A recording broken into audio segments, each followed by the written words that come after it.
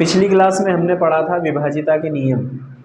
आज की क्लास हमारी है एलसीएम की, जिसे हिंदी में कहा जाता है लघुत्तम समापवर्तक। तो आइए आज हम एलसीएम ज्ञात करना सीखते हैं। एलसीएम में करना कुल मिला के ये रहता है कि हम जो भी संख्या हमको दी हुई रहेगी, हम उसे छोटी से छोटी संख्या से काटने की कोशिश करेंगे, यानी उसको भाग देने की कोशिश करेंगे कि किस संख्या से छोटी संख्या से इसमें भाग जाए। हम सबसे पहले 2 से ट्राई करेंगे, 2 से नहीं गया तो फिर हम 3 से ट्राई करेंगे, 3 से नहीं गया तो फिर हम 5 से ट्राई करेंगे। ऐसा करते करते जब तक कि हमारा भाग नहीं जाएगा संख्या में, हम एक के बाद एक संख्या बढ़ाएंगे। फिलहाल हमने लिया है 12 और 12 में हम देखेंगे सबसे पहले 2 से, क्या ये संख्या 2 से विभाजित होगी? तो हाँ, ये संख्या 2 से विभाजित होगी। हमने विभाजिता के नियम में पढ़ चुके हैं। इसका अंतिम अंक है 2, इसलिए ये संख्या 2 से विभाजित होगी। तो 2 के पहाड़े में 12 कितनी बार में आता है? 6 बार में। तो 2 × 6 = 12। हम ये कब तक करेंगे? जब तक के कि हमें लास्ट में 1 न मिल जाए। अब फिर आया 6, क्या 6 2 के पहाड़े में आता है? तो हाँ आता है। कितनी बार में? 3 बार में। तो 3 हमने यहाँ लिख दिया। अब आया 3, क्या 2 के पहाड़े में 3 आता है? तो हम कहेंगे नहीं, 2 के पहाड़े में 3 नहीं आता है। तो फिर हम अगली जो भी अपनी संख्या है उसकी तरफ जाएंगे। कौन है अगली संख्या? 3। क्या 3 के पहाड़े में आता है? तो हाँ आता है। कितनी बार में? 1 बार में। तो इस तरह से हम एलसीएम ज्ञात करेंगे। ये हमें 12 के गुणनखंड मिले हैं, 2 × 2 × 3। अब ये तो हुई छोटी संख्या। अब हम चलते हैं थोड़ी बड़ी संख्या के पास, जैसे 36। लघुत्तम ज्ञात करने के लिए क्या करना है?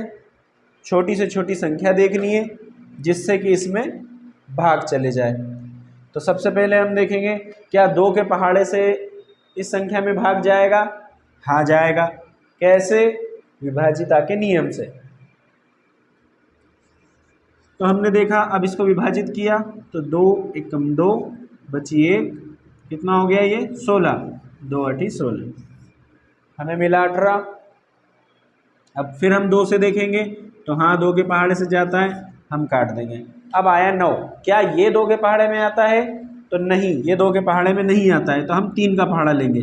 क्या 3 के पहाड़े में 9 आता है?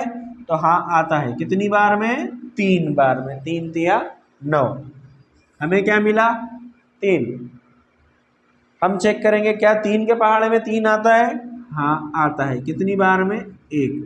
जैसे ही हमें 1 मिले तो समझ जाए ये सवाल हमारा हो चुका है यहाँ पर ख़त्म। 2 × 2 × 3 × 3 ये मिले हमें हमारे गुणनफल।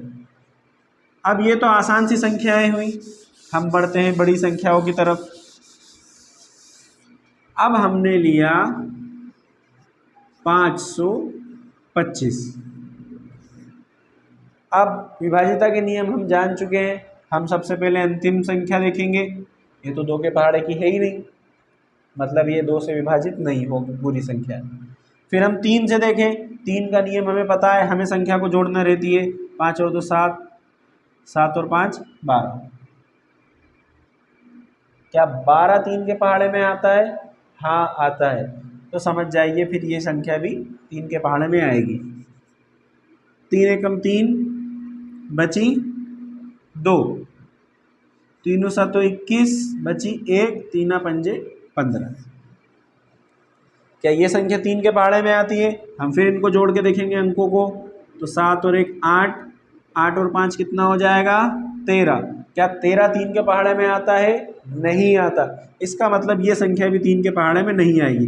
अब हम जाएंगे 5 के पास। 5 का नियम क्या कहता है?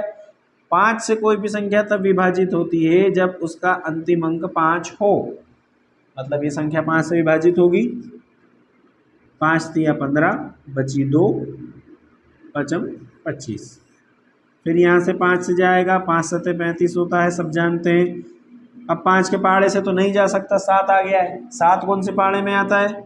7 के पहाड़े में। तो 7 × 1 = 7। इस तरह से एलसीएम ज्ञात किए जाते हैं।